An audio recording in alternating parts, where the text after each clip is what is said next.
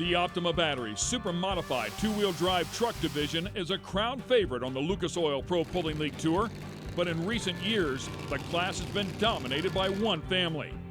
The Nelson camp has turned this class into their own personal playground, winning 4 years in a row, with Jeremy taking top honors in 2011, father-in-law John Muma going back-to-back in 2012 and 2013, and sister-in-law Bethany stunning the field to win the title in her rookie season in 2014. As the series heads into its 10th season, the Nelson team has set the standard that the competition is striving to surpass. Can former champ Keith Long and the rest of the field step up and unseat the kings of the class? Or will 2015 once again be a battle amongst the Nelson team? Round 1 of the 2015 season starts now. Welcome, ladies and gentlemen, to Saluda, South Carolina, with the Lucas Oil Pro Pulling League and the General Tire Pro Pulling Nationals presented by Mack Trailers. Ken Stout and Leslie Mears here to call the action for you on a beautiful day, and it's time to kick off the 2015 season. Everybody's been prepping their equipment, and it's time to show it off. And it's a unique experience for most of our pullers because it's been 3 or 4 years since we've been to Saluda here at the Young Farmers Recreation Complex. And there's something about the Carolina clay that makes it very difficult to read. So it's not like it's going to be a big softball out there, a track that everybody knows very well and has lots of notes on to prepare here for the upcoming season. All right, let's highlight what's happened in the Unlimited Superstock category already. As you can see, Lessons Learned came out here and really just slung that sled around, and they actually had to put some more weight inside of it, but they weren't finished yet. And here comes Dad's toy, Ron Bargy Sr. Look at him get the front end up way high, perfect displacement of weight, and you can see they've got 8 weights in the box there, and it's not going to be enough as he goes out past 337 feet. So consequently, they'll put a few more bricks inside of that thing to try and slow these guys down. And then, of course, you'll have to change it a little bit later on in the show again as the super modified two-wheel drive trucks will come out. Here's a look at our pulling order. And it's a very strong class. You know, many people may say, well, there's only 9 in the class. Well, any one of those guys can win on any given night. And so it really makes it a very tough, competitive, tight, succinct field out there. And these guys are really a tight-knit group off the track as well. Jeff Hodom's going to kick things off here after the adjustments have been made to the sled. As you can see, Carlisle Tools is gracing the side of that tractor. Great to have Carlisle Tools out here on the Pro Pulling League Tour.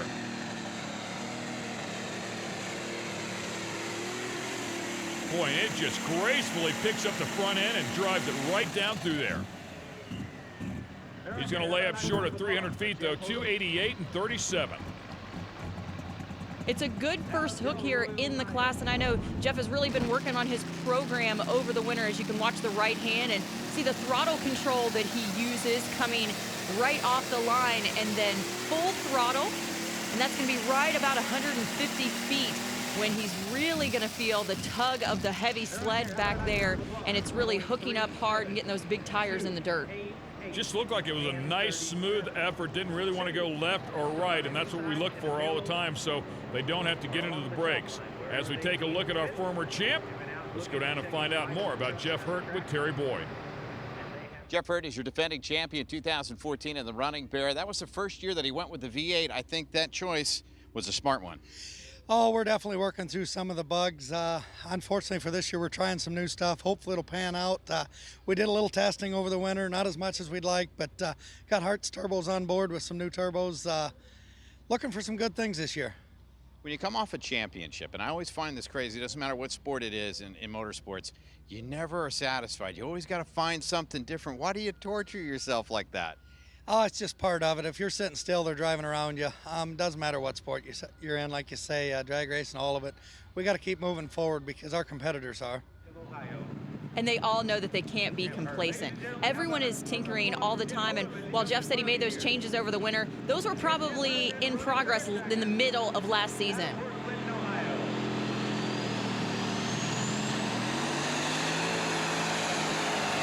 Oh, man, a huge explosion. That one's expired for sure. A big puff of blue out of the right bank of that power plant. And then, of course, the grenade went off just a few feet later. And of course, lifting the lid there to see what happened. And he rolls it out nice and slow. And you can hear those RPMs come up nicely as the front end comes up. And you see the short little puff of smoke first as an indicator that he's got some internal damage there going first. Usually that's a turbo issue at first, but usually it leads to a bigger issue once there's that huge bang inside there. And it looks like Terry's going to catch up with Jeff on the track here to find out exactly what happened. Jeff, hang on 1 second. Jeff, how bad is it? I just popped the intake manifold apart. I don't know, we're still running a little lean. These turbos are taking a lot of air. I thought I had enough. We'll just have to keep adding more. You know, you talked about earlier today that you guys made a lot of changes and you were going to give it your best shot here tonight. It's certainly not the way you want to start your season. Oh, definitely not, but that's promising. When it takes more fuel, it means more power when we're done. So those turbos are making a ton of boost for sure, and he needs to put some more fuel to it and make some more horsepower. He'll get it worked out as he did a year ago. Actually running 2 tractors a year ago, so he was very, very busy in the process of winning that championship. Neil Gettinger from Hagerstown, Indiana, the lessons learned machine. And, you know, he just really came on so strong at the end of last season after working out so many gremlins early in the year. You've got to think he's going to carry that momentum from the end of the year into this season. Yeah, 4 wins on the season at the end of the year, and like you said, I mean, he just found that momentum again.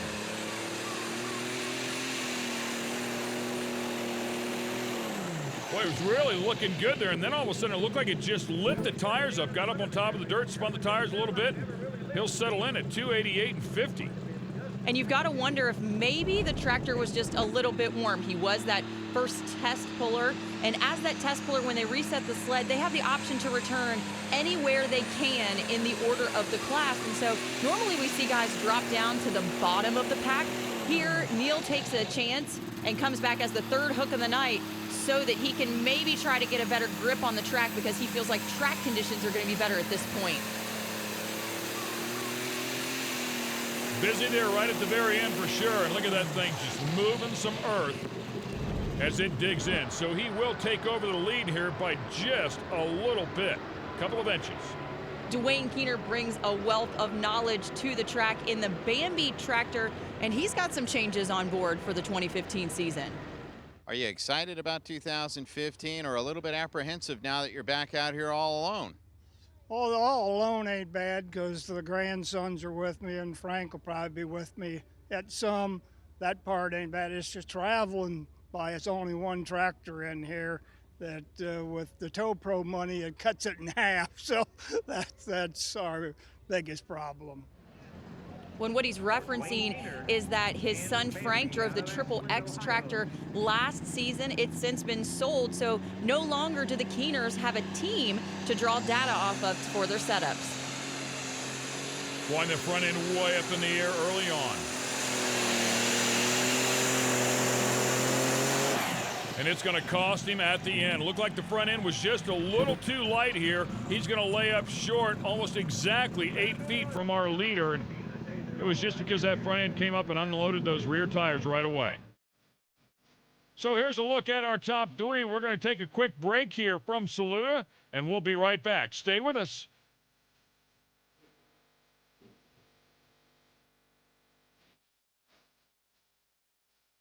The Lucas Oil Pro Pulling League is brought to you by General Tire, 100 years of adventure. Geico, saving people money on more than just car insurance. And by 4 Wheel Parts, the global leader in truck, Jeep, and off-road performance products. Once again, welcome back to Saluda, South Carolina, the General Tire Pro Pulling Nationals presented by Mack Trailers. Let's get down to Terry Boyd. He has more with Big John Mears. Big John Mears, who's in charge of everything that needs to get done out here. Sometimes that's a good job, sometimes it's not a great job, and a lot of times it ain't an easy job. Getting this track set and ready and getting a full pole mark laid down tonight's been pretty tricky. Yeah, the way this dirt sets up, if it gets too wet, it'll get greasy. It'll spin on top. We can't get any ground speed. But if you don't put enough water in it, you get a dry dust bowl, which nobody wants. It's just a fine line. Now the sun's going to start going down, and you're going to see that shine come up, which we really don't want. But It's tough out here sometimes. Let's talk about super stocks. You got a full pull mark set? We're going to probably go 320 feet since we had 2 resets and just survive another day kind of deal for the Ion Supers. So since they've reset that sled, our leader stands at 288 and 50. That's Neil Gettinger with lessons learned. Aaron Hull coming up here next. And actually first and second place within a couple of inches. Jeff Hodem at 288 and 37.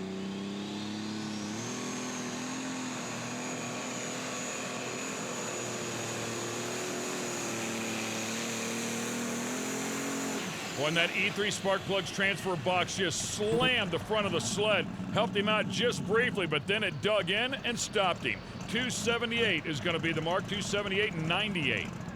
And it's interesting because, you know, it seems like our tractors are doing everything that they need to do. They're getting the front end up. Maybe it's just a little too high or not high enough out here, and that's maybe not giving them enough traction with those tires to really get the sled moving.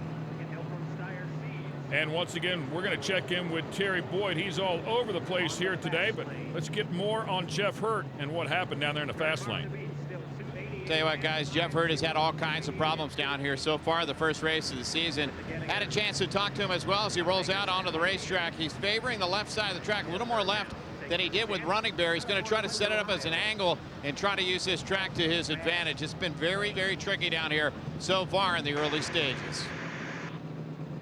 Well, and you can see that thing huffing, man. It is ready to go. We told you he ran 2 tractors all last year as well. I mean, he was a busy man chasing this thing. We'll see if he's able to make some corrections to this one that he learned on the first one. Just one bank. Look at the size of that head hanging out there.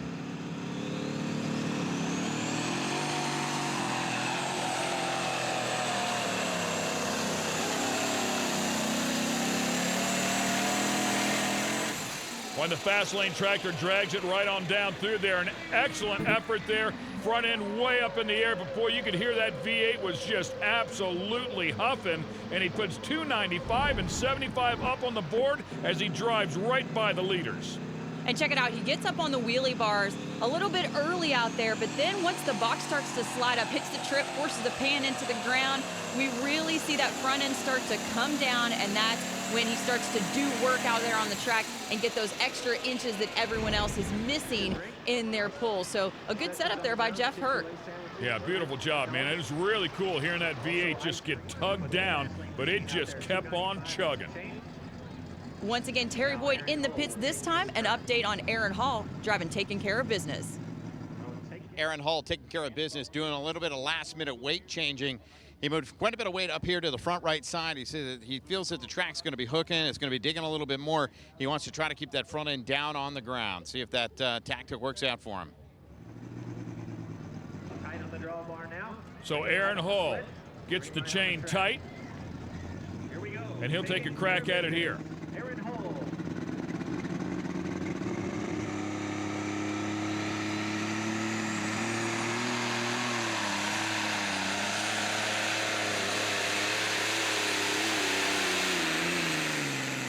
Way over there by the white line on the right-hand side of the track. Never got the front end up there to transfer the weight. And that's those fine lines that everybody's talking about. 266 is well short of the leaders, but it's just a small change on the tractor, and it could be a number of different changes that could cause that, but unfortunately, he missed the window here today.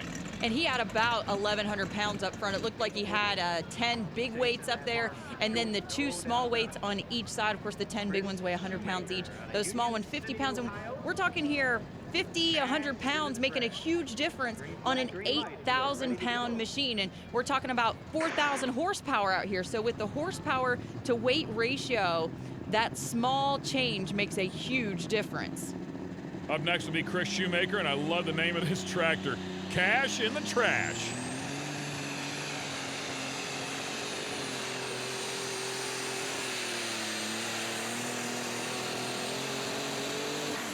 Oh man, and he had a great hook going. You can see he finally had to get on the brakes just a little bit to bring that thing back to the left, and it cost him 293. I think we might have saw a new leader if he could have kept it in bounds without getting on the brake. Well, Chris Shoemaker just assured himself a podium finish, but will it be second or third? There's one tractor left inside of the category. Stay with us. We'll be right back.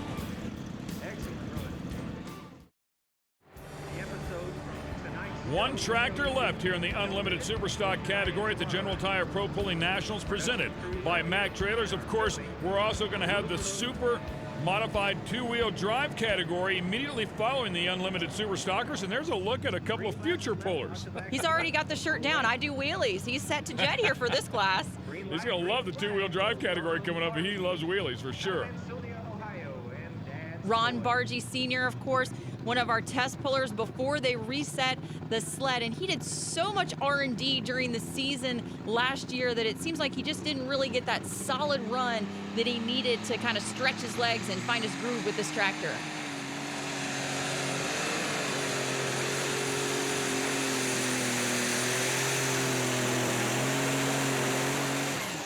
Well, it all paid off this year because we have a brand new leader and he just won the class. How many times have we seen that? The last tractor in the category comes out here and drives by everybody. 311 and 31. And of course, those knowledgeable eyes watching the track, and he's the first driver to actually go towards the left side of the track. Everybody else leaning towards that right side, and perhaps he found some good fresh dirt out there, but I bet he's got a solid tune-up on his piece, and that's what has done it for him. All that R&D paying off. Let's head down to the winner's circle with Terry. Jeff Hurt, second place, starting off the season here in 2015. Not a bad way to start the season. No, we can't complain about that. It didn't want to leave the start line. It was really sluggish. I told the guys, I said, for the left, I think there was 10, 15 foot left in it, but hey, we got beat by more than that. Bargy had an awesome pass. Yeah, we got a chance to talk to you when our pass was going down. You were on pins and needles. Yeah, I knew that it was capable of it. And they moved over to the other side, got out of the rut and that, and they risked a lot, but it paid off. You got a busy night ahead of you. You want to get the other tractor running? Is there a possibility we'll see you tomorrow? There's definitely a possibility. We'll work through the night if we have to or whatever, and we'll hopefully get that Ferris tractor back up and try to get it up here on the podium with the star guys. Yeah, for sure. I mean, there's not much quit in that team over there. Here's a look at the final order with Ron Bargy Sr. on top, just doing an awesome job. Of course, Jeff Hurt right there behind him, and then Chris Shoemaker with another incredible run with a tractor called Cash in the Trash. Let's go down and talk to him. Chris Shoemaker, Cash in the Trash, comes in third place here in the opening round 2015 on a very tricky racetrack. Well, I think we just got lucky. You know, we just got our motor back last week from Long, and I'm really happy with how things turned out for us. I didn't expect this. You know, and for people at home, they probably really don't understand this. I mean, you get the whole off season, you do everything you can, you use the dyno, you do whatever you can to kind of get it tuned in, but there is no place where you can just go, let's go out and just hook up in the field out here. Yeah, it's just hook her up and go. You know, I got to thank Brent Long because he gave me a good motor. He had her set up pretty good for tonight for us. And that's one of the better finishes there for the Shoemaker team since they've been running on the Pro Pulling League circuit this year. But I tell you, there's got to be an excited family, and they're always full of energy. The Bargies make it to the winner's circle as Ron Sr. picks up the win tonight. Ron Bargy starting off 2015, the best possible place you can, right on the top of the podium, taking overall first place tonight. And those are two strong runs. The first one, well, we had to reset the sled. You came back and really threw it down. Yes, it was. We added a little weight. The second time I felt like we were light. The sled was still going fast, so we thought we could put some weight on the front. And we had a little issue coming to the track for that second pass. My right wheel brake line broke. So you had no right brake. So you had no right brake. Why it got parked on the clear on the right side line and tried to go across the track so that if it tried to go left or right, we could keep it coming left, and it worked out. You know, I'm just very fortunate. Got to tell you, Jeff Hurt came up here and he was talking to us. He goes, I don't know, man, the old guy just has a lot of tricks. He went all the way to the far side of the track where nobody went. Everybody thought, what's he doing? And, well, it worked out for him. Now we know what the real truth was. Well, that's some of it. Those cagey veteran eyes, man, they definitely pay dividends. All right, the Super Modified two-wheel drive category is coming up next. We can't wait to watch these things do some big wheelies and make some big noise.